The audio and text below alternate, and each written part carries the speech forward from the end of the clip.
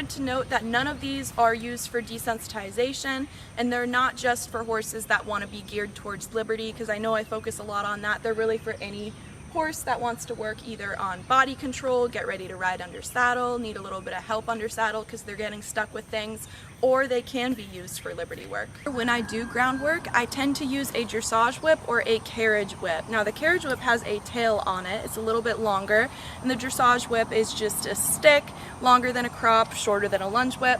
And the reason I use these is because they're extensions of my arms, so I can communicate better. Go ahead, get that fly. So I can communicate a little bit better with the hip of the horse, the shoulder, the ribs, all kind of at the same time or individually and separately, without really having to confuse my energy by moving around a lot. I can target one specific area. So you're gonna see me using the dressage whip a lot, but if you have a bigger horse, a taller horse, and you need a little bit more energy for any of these, you're gonna use a carriage whip because you can create more energy through the tail end of it. Another thing to mention really quick is that we're working in a rope halter right now with a fairly long line.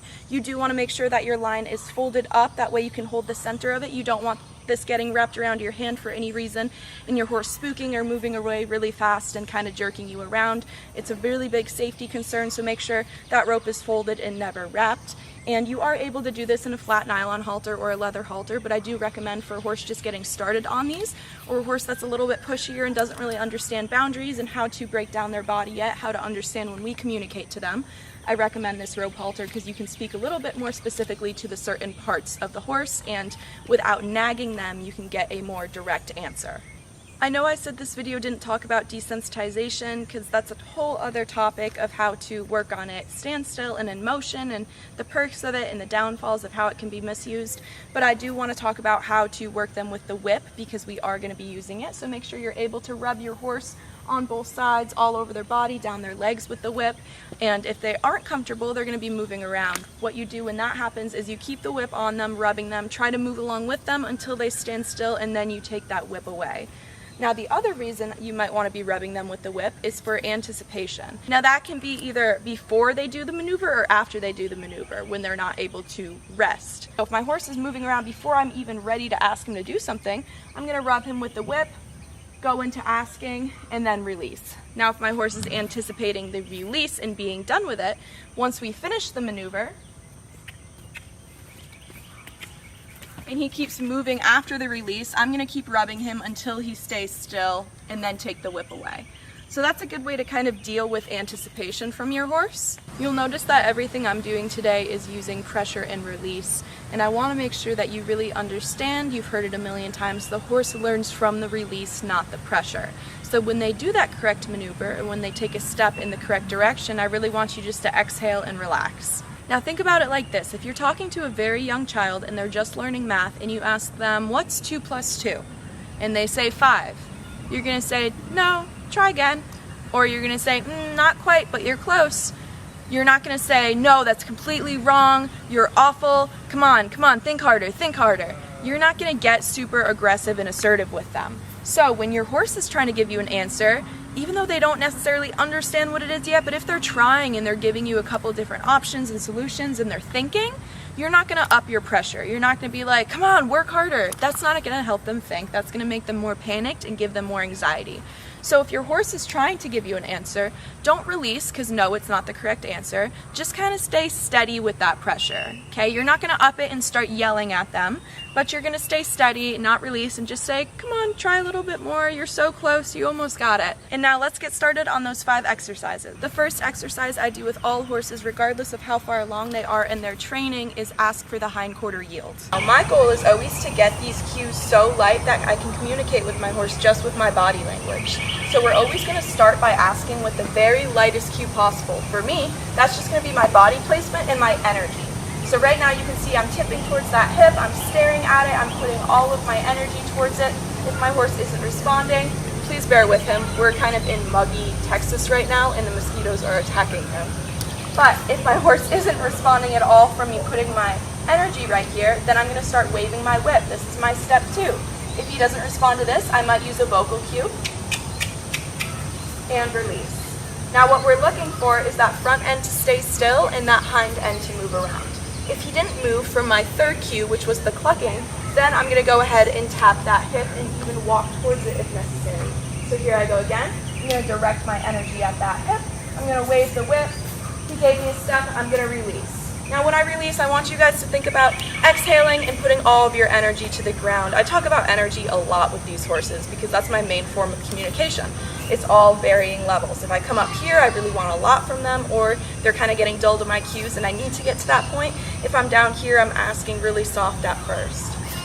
So again, tip around to that hip, wave the whip. If I get no response, cluck, and then tap if needed. Now the tap is going to be pretty light at first. It's just going to be really light like this on your horse, and then again, of course, increase if necessary. So when you start doing all of these exercises, you just want one step at the beginning, okay? So right here, I'm leaning, I'm waving, I'm clucking, and then I release. See how that front end stayed pretty still and the hind end crossed over? So again, if my horse is advancing in this, I'm going to ask for more steps. So what that looks like is lean, wave the whip, cluck, and keep asking.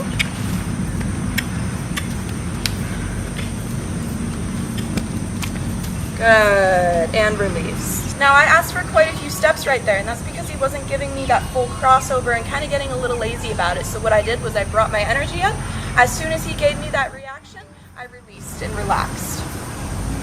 So again, I'm going to show you what I'm looking for and how I'm asking. Look at that hip, wave the whip, cluck, and tap. Now one thing I'm not mentioning here is the lead rope. I'm trying not to pull on the lead rope too much. I don't really want to have to rely on all of my tools for everything. I want that body language to come first. Now, of course, if necessary, I'll tip that nose around with the lead rope and have him kind of follow around.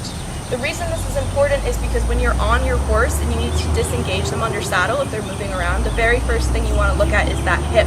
This kind of relates to that one rein stop. You're looking for them to disengage and move their hip around. The hip is a really big part of being able to get your horse to stop and stand still and wait. The next exercise is going to be moving the shoulder. So for this, if your horse hasn't done this before, you're going to take the cheek piece of the halter, you're going to tip your horse's nose in the direction you want them to go, and you're going to add that pressure to the shoulder. What you're looking for is the exact opposite of what we were just doing. You want the front end to cross and the hind end to stay still. So again, tip the nose the direction you want and add that energy to the shoulder. A really important tip here is to make sure you walk on the circle you want your horse to pivot on. And what I mean by that is, if my horse starts walking forward, I let him just push me forward. We're not getting that crossover and he's just walking out of it. So I want to make sure that I'm pretty firm, good, in asking by keeping myself on the track I want him to stay on. See how we kind of went out of frame there? That's because I was letting him push me forward. So if I'm able to really direct that nose around, I'm able to help him out and isolate that shoulder. So you see kind of how I ask for it. I stand with my chest facing the cheek, and my whip is up here with the tip of it being able to touch the shoulder. Okay? Just like the hindquarters, when I want to release, exhale everything. This exercise is great for horses that are really pushy and kind of bulge into you. You can teach them pretty easily that if you tap that shoulder, you want it to move away from you. Okay? Or if you even think about putting energy on that shoulder, you want it to step away. Even just that slight step was a reaction to my energy coming at him. I'm going to demonstrate the other direction really quick and kind of your end goal for this. I want to just be able to come here with my energy and body language and ask him to step around. Good boy. Your third exercise is going to be the back up. Now there's a few ways to train this, and I believe in having a horse understand how to back up from a bunch of different ways, whether it be pressure on the chest, the halter, the bridge of the nose, quite a few ways to teach them to back up. I like them having a whip cue to respond, but we're going to start just with the most basic one. So instead of holding a steady pressure when you ask your horse to back up, I want you to think about pulsing or bumping. A steady pressure is almost asking them to halt and to stand still. By pulsing and bumping, it gives them something to move off of. You'll notice my body position is a little bit off-centered. I'm to one side of him. I have my hand on the lead rope, and I'm going to walk towards him, and my chest is kind of leaned forward, pointing at his. And as soon as he backs up, I'm going to release and drop my energy. Now, if your horse is really sticky, we're going to show them how to back up with the whip. So we're going to do our very first cue, which is going to be bumping on this halter, and then we'll come in with the second cue, which is tapping the chest. As soon as they back up, release. Even if you're just getting one step right now, eventually You're going to want this to be even lighter, where you can just walk towards your horse and ask them to back up just from your body energy. That's why it's so important to always think about kind of directing your chest, your head, wherever your vision is going, towards that body part you want to move. And in this case, it's the chest, because in order for the chest to move backwards, all of the legs have to pick up and move backwards too. I'll show you guys this basic backup one more time. I'm going to stand near my horse and I'm going to bump on the halter. And it's more like opening and closing your fingers, not super aggressive at your horse. Now over time, with all of these exercises, you're going to want to raise your expectations, just like I was talking about in the hindquarter yield, where at the beginning you just want 1 or 2 steps just to teach them how to be soft to that pressure. Eventually you want to get more than that. Now my next favorite groundwork exercise is teaching the horse how to send. This can be a little bit confusing in relation to lunging, because sometimes people do send their horses out to lunge. Lunging as a groundwork exercise can be really misused. I can't tell you the last time I lunged lynx.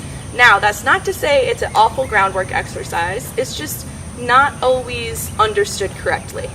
You don't want to use lunging as a way to make your horse go in constant repetitive circles, kind of mindlessly, walk, trot, canter, great, change directions, walk, trot, canter, awesome, they got their energy out, let's get on.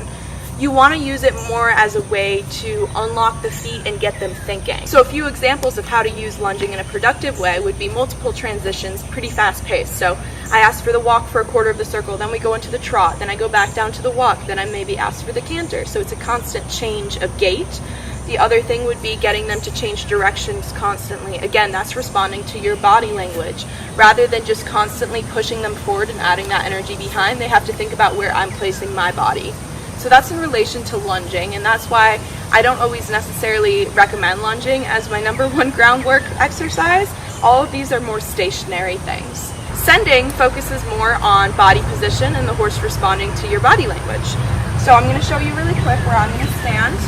You can either hold the excess lead rope in your back hand, or you can hold it all in this front hand. What I'm going to do is point the direction I want my horse to go, so in this case it would be this way. And with my other hand, I'm going to put it behind him, kind of like I'm in a triangle. This is behind the drive line. So I'm going to say this way, move the whip, pluck, and then release by dropping my energy down. Now, if I wanted to ask my horse to do this from a different direction, like if he was face onto me, again, I'm going to point out and release. Now you may notice something my horse is doing is moving his shoulder out of the way when I push him out. And that's perfect, because I'm adding that energy in that bubble that I want him to move out of. The reason he's doing that is because we worked on moving the shoulders. So again, I'm going to point my hand, add the energy from behind, and ask him to go out and release my energy. Now, if I want to send, as in getting my horse to load onto a trailer or go in between an obstacle, what I'm going to do is point, drive from behind, let him get moving for a step or two, and then I'm going to walk with him. If I want my horse to send out and I'm going to change it up on him, I'm going to send him this way, point the direction I want him to go, add energy, let him move a step or two, and then walk with him.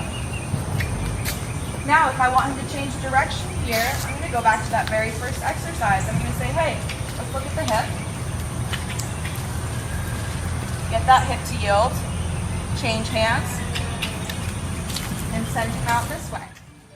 Good. As soon as my horse goes out, I'm going to relax my arm that's sending him just a little bit. And release, drop all of my energy, or I could yield the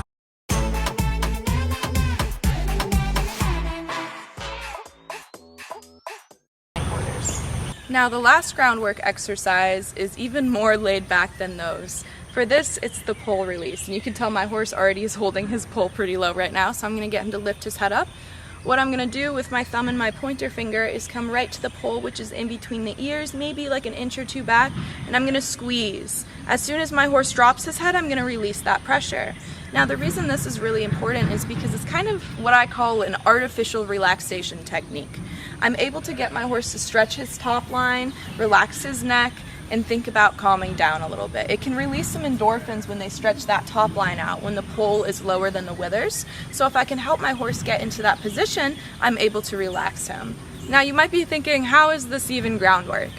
Well, I'm on the ground and I'm still working with my horse. So really, if you take the word groundwork and you put it into two, groundwork, anything you do with your horse on the ground is groundwork. And why is this in one of my top 5 exercises? Because I find relaxation with these horses is really important. A lot of the times we're so busy trying to just get that desired reaction, we forget about the release. When we forget about the release, we're ignoring our horse's anxiety. So when we give them the release, they understand they're doing the correct maneuver, but we want to pay attention to if they're doing it relaxed.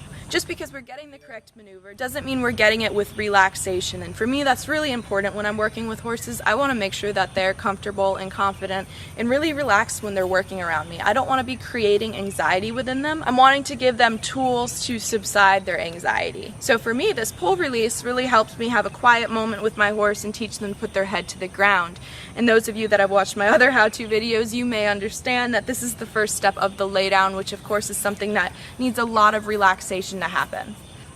Again, squeeze, release, squeeze, release. If your horse is really getting stuck with the hand cue, you're going to help them out a little bit with the lead rope. And what that would look like is you're first going to ask with your original cue up here, and then if needed, you're going to get them to give with the lead rope. This is also useful just to teach them how to give to pressure in another way.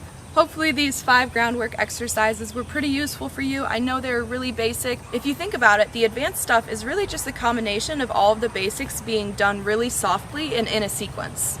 I'd really like to talk about positive reinforcement one time and show you how to incorporate it into everything you're doing with your horse, but for right now this one just focuses on pressure and release.